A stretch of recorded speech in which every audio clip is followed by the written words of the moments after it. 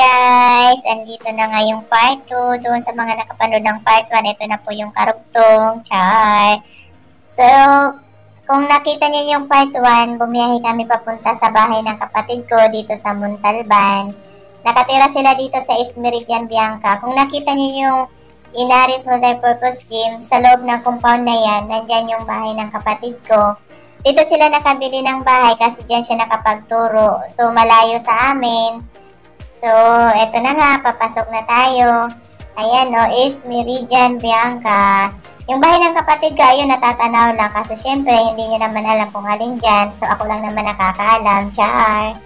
Ayan, oh. So, eto na nga, in slow motion ko para makita nyo kung nasaan. Andito na nga tayo, papasok na. Alam nyo guys, hindi alam ng kapatid ko na pupunta kami dito. So, iso-surprise natin siya. Tingnan natin kung sila ang maso-surprise or kami ang maso-surprise. Yung pa ako nakita, char. Ayan na nga, dito na. Pababa na kami ng tricycle. Tumigil na yung tricycle na ako. Punong-puno kami ng alikabok. Grabe yung alikabok dito sa road ng Montalban. Diyos me, buti na lang may face mask. So, ayan na nga, bumaba na kami. Akala namin sila yung maso-surprise. Kami pala yung na-surprise. Ayan, nakasarado yung gate nila. Naku, wala tao. Pero andyan pala sila sa loob at natutulog lang dahil puyat na puyat yung kapatid ko sa kababantay ng kanyang anak. Ayan na nga, papasok na kami. Nahirapan kami pumasok kasi yung gate na nakalock.